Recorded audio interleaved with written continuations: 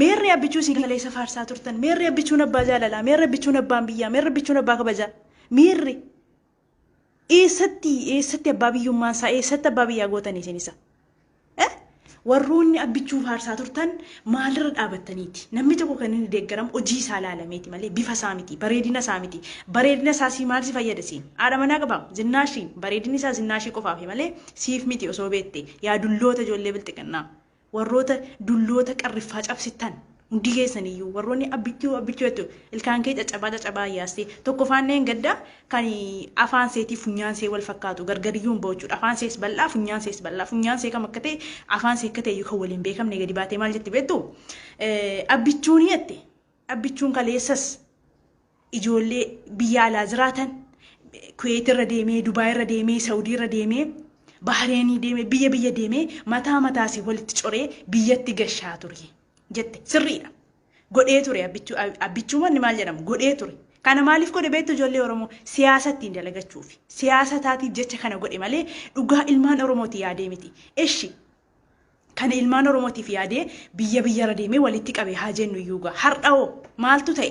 Ijoolleen kun kan dararamaa jiraniif sababa waraqata hin qabneef sababa seeraan ala biyya Saawudii keessa galaniif qabamanii dararamaa jiru malee lubbuu namaa baasanii miti qabeenya namaa hatanii miti. Sinittani maa bareechee kana mootummaan maaliif ilaalcha gochuu dadhabe? Maaliif ijoollee kana fuuchuu dadhabe? Inni hamma siyaasa isaa dalagatee waa yaade gahee siluma inni kaayyoonsaa diktaatar yoo isiniin jennu ragaadhaa wajjin isiniin jenna malee callisnee miti nuti. Namichi kun biyyattii sana humnaan bushuu barbaada yoo isiniin jennu ragaadhaa wajjin nuti kan gadi baanee kana dubbannuuf. Warroonni abbichuun abbaa kabajaati, abbaa jaalalaati, abbaa biyyaati jettu maaliif har'a ijoollee Saawudii ji'a tokko miti, ji'a lama miti, ji'a sadii miti, waggaa tokko nama uummata hidhamee jira jechuudha. Waggaa tokkoof ijoollee hidhamanii achi keessatti nyaata dhabanii bishaan dhabanii rakkataa jirantu jira jechuudha. Jara kana maaliif gashuu dadhabe? Maal godhaa jira? Mootummaa biyyattiiti miti inni, abbaa biyyaati jettani miti inni, abbaa tokkummaa jettani miti inni. Ijoolleen kun kan dararamaa jiran maqaa Itoophiyaatiin ijoollee Itoophiyaa jedhamu malee garuu baay'inaan keessatti argaman ijoollee Oromooti.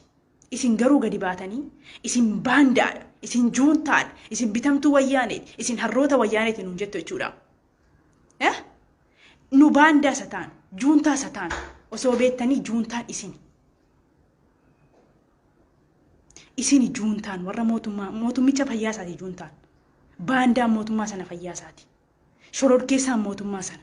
Garuu shororkeessaan kan kennameef Baqqalaa Garbaatiif Jawaar Mahmadiif qeerroof qarree Oromiyaa keessaatiin shororkeessaa jedhamee maqaan itti moggaafame. Isin immoo namicha kana duukaa buutanii dibbee dhooftanii fi namicha kana nurratti goobsitanii har'a ijoolleen Saawudii maqaa Itoophiyaa baadhatti garuu kan dhumaa jiran keessattuu ijoollee ilmaan Oromooti baay'inaan amantanus amanuu baattanus. Isin garuu mootummaa kana maal isaa ilaaltanii dibbee dhooftuuf? Maal taa ilaaltanii galgalaa ganama udduu keessan cuqqaallatanii abbichuu qilee seenii abbichuu kee qabadhuuti. Meerri abbichuun kee? Biyyattiin Itoophiyaa jedhamtu sun mootummaa hin qabdu. Waliin gatteenyee mootummaa haa uummannu. Yoo isiniin jennu isin hin dhageessani. Nuti maqaa baasanii juuntaa baandaa sin harroota wayyaaneeti nuun jettu jechuudha. Nuti garuu maqaa isin nuu baastan kanarraallee nuti fagoo jirra. Nuti uummanni Oromoo ijoolleen Oromoo qeerroof qarreen Oromiyaa kan nu dhaabbannuufis kan nu dubbannuufis dhugaadhaafi sinittani maa bareechee isin garuu kan isin namicha kana duukaa iyyitanuuf malkii isaa qofaafi malee hojii isaa irratti wanti isin hundooftanii namicha kana duukaa iyyitanii gadi baatanii nu arrabsitaniif wanti tokko hin jiru. Wanti inni qubna garaan hojjetee jiru biyyattiidhaaf tokko wanta tokko fidime. Uummata Oromootiif miti Itoophiyaa biyyattii jedhamtu sanaaf. Har'a garuu ijoolleen Itoophiyaa jedhamti maqaan ishee walitti qabamanii Itoophiyaa jedhan. Saawudii keessatti yoo waamamne jechuudha. Biyya fedhe keessatti yoo waamamne ijoollee Itoophiyaa. Kana mootummaa hin jiru ennamoo maal jenna kan?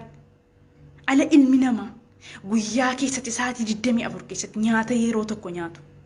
Mee eenyuun kana nyaatee jiraatu? Ati ijoolleen bilxiqinnaa warri abbichuu jettu kun warroonni ijoollee Saawudii dantaa jaraati jettanii dhiistan ijoollee baay'een arge dantaa jaraati abbichuutu dhaqe jedheen.